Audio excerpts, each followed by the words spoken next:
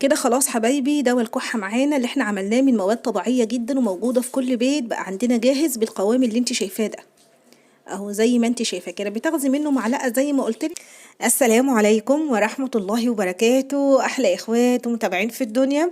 بمناسبه بقى فصل الشتاء والكحه اللي هتمسكنا الله المستعان، ويعني ما فيش فينا حد كده بيعدي فصل الشتاء من غير دور كحه كده بسيط. ربنا يشفينا يا رب ويعافينا واياكم. النهارده ان شاء الله هقدم لكم وصفه سهله وسريعه وتقدري ان انت تعمليها وتقعد عندك في التلاجة بفضل الله ما يجرالهاش اي حاجه، من مواد كلها طبيعيه. انا واحده من الناس من كتر الكلام اللي بسمعه عن ادويه الكحه وغيره وانها بتبقى ادمان وحاجات زي كده، ومن اكتر الناس اللي ممكن تعرضت في فتره فعلا لما اخدت دواء كحه كنت باخده بكتير في اليوم، كنت ببقى نايمه طول اليوم. فانا من وقتها بصراحه خفت منه، مش برضه اديه لاولادي. بعمل وصفات طبيعيه بحبها جدا جدا في فصل الشتاء للبرد للزكام زي الفيديو اللي فات. والنهارده ان شاء الله هنعمل برضه دواء كده سايل للناس اللي محبتش الاقراص او الكور الصغيره دي.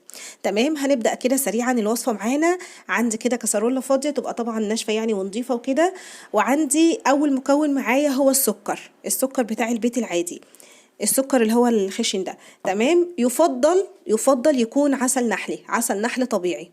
تمام، بس في ناس مش عندها ومش بتعرف تجيبه، خلاص نستخدم السكر. خلاص يعني يفضل العسل، بس لو مش موجود مفيش مشكلة خالص، هستخدم السكر. تمام كده. هنزل الاول هنا كوبايه كده من الميه. استعملي الكوبايات بتاعتك العاديه، الكوبايات العاديه. الكميه اللي انا هديها لك دي بمثابه مثلا ازازه دواء. الكميه اللي احنا هنعملها النهارده كانك عملتي ازازه كبيره من الدواء، ازازه ونص يعني في الرينج ده كده. خلاص، فاحط اول حاجه كده معايا كوبايه من الميه بالشكل ده، عليهم كوبايه من السكر. هيقع مني. يفضل العسل، بس انا هعمله، انا عندي عسل الحمد لله، بس انا هعمله بالسكر علشان الناس اللي مش عندها عسل. خلاص، بس يفضل زي ما قلت لك العسل يعني. احط كده سكر اهي معلقه، كوبايه اسفه، كوبايه من الميه عليها كوبايه من السكر. خلاص كده. خلاص، ويفضل برضو لو نستعمل السكر اللي بيبقى غامق، بيبقى ده طبيعي اكتر من السكر اللي هو بيكتب عليه سكر فاخر، بيبقى ده متكرر ومش عارفه ايه، متحلل كذا مره يعني. هقلب كل ده كويس جدا، السكر مع الميه، وابدا بعد كده ارفعهم على النار. يلا بينا على البوتاجاز كده ونشوف مع بعض الخطوات الباقيه. بصوا كده حبايبي، هنبدا بقى نقلب.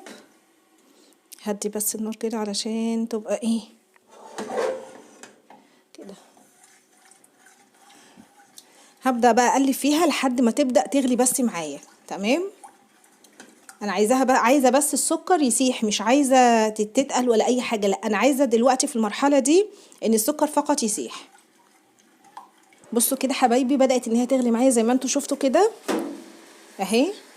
هبدا بقى دلوقتي على طول اضيف معلقه من القرفه او الدارسين في البلاد الجزائر والمغرب وكده. تمام، هضيف كده معلقه مليانه، معلقه صغيره هرميه كده من القرفه. تمام كده، واقلب كويس.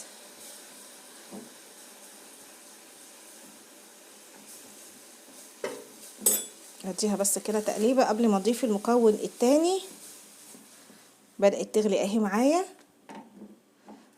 اهو.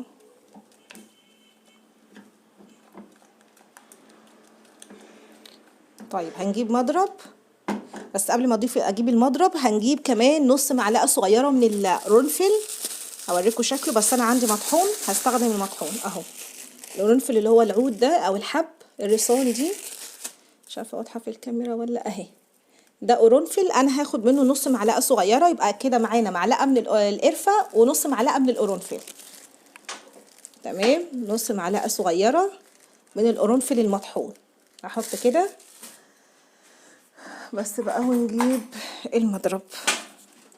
انا عايزه بقى يغلي كده معايا، وهفضل ان انا اقلب لحد ما يتقل معايا في قوام الدواء بالظبط كده. تمام،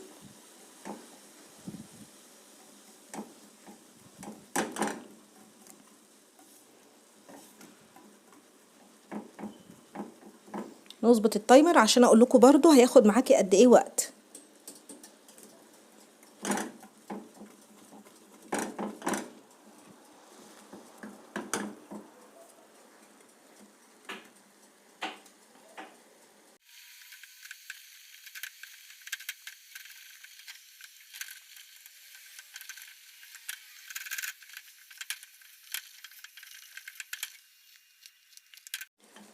بصوا كده حبايبي، خلاص بدأت ان هي تعقد معايا بالشكل اللي انتوا شايفينه ده. اخدت القوام بتاع الدواء كده. خلاص انا هقفل عليها النار. اخدت معايا بالظبط 5 دقايق. هقفل النار وهنبدأ نضيف اخر حاجة اللي هي كوباية زيت زيتون. تمام اهي، نفس الكوباية اللي انت اخدت بيها معيار السكر والمية، هاخد كوباية كده من زيت الزيتون، زيت الزيتون البكر اهي، نفس المعيار بالظبط. هتعملي نص كوبايه، هتحطي نص كوبايه. انا كده قفلت النار، انا كده قافله النار، وهقلب كويس جدا جدا لحد ما يمتزج كله معايا كده ويخش في بعضه.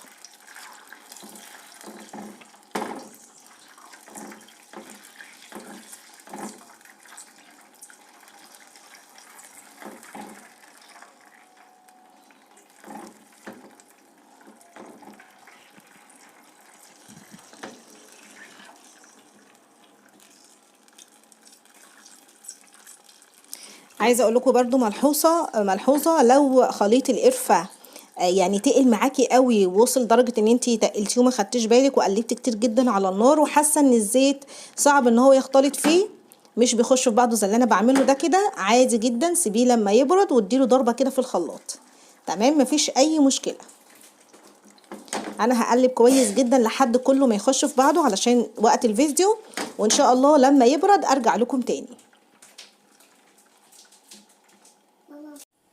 بصوا حبايبي، حبيت اوريه لكم كده من قريب. ادي كده القوام بتاعه اللي احنا عايزينه. هنقلب كويس جدا لحد الزيت كله ما يختفي. تمام، انا لسه عندي لمعه كده بسيطه. مفتوحه ولا ايه؟ لا مقفوله. طبعا كل ده اضافه الزيت لما تكون النار مقفوله. بص كده خلاص اخد قوام الدواء بالظبط، وعمره ما هيتقل معاكي مثلا ولا هيجمد بما ان فيه سكر ولا اي حاجه. بصوا حبايبي، هنا بعد ما خلاص الزيت اختلط انا شغلت عليه النار تاني، واحط فقط معلقه خل واحده بس كده، وابدا ان انا اقلبها بس اخليها تمتزج كده وخلاص بالشكل ده.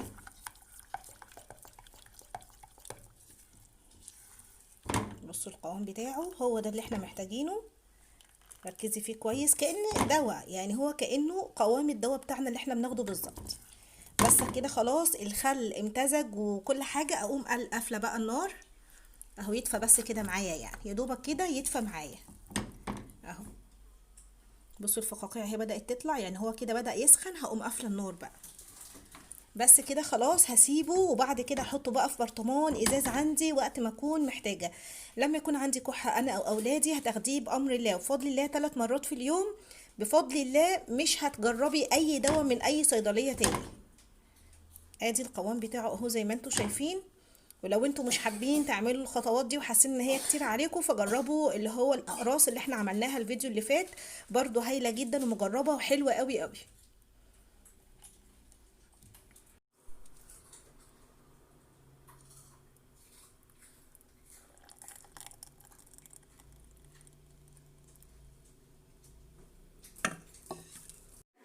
كده خلاص حبايبي، دواء الكحة معانا اللي احنا عملناه من مواد طبيعية جدا وموجودة في كل بيت بقى عندنا جاهز بالقوام اللي انت شايفاه ده اهو. زي ما انت شايفاه كده، بتاخدي منه معلقة زي ما قلتلك على بق الطفل كده 3 مرات في الاسبوع. ده لكل الاعمار، يعني لو عندك طفل عنده فوق من يعني من فوق 6 شهور، لو عندك طفل عنده 7 شهور ياخد منه طبيعي جدا، وما يعني ما يقلمهوش ولا اي حاجة. خلاص زي ما انت شايفة كده. طبعا لو احنا هنعمله بالعسل هيبقى افضل بكتير، حتى عشان معدة الاولاد الصغيرين. تمام، الافضل بقى ان انا اشيله في حاجة يعني ما تكونش بلاستيك، تبقى ازاز.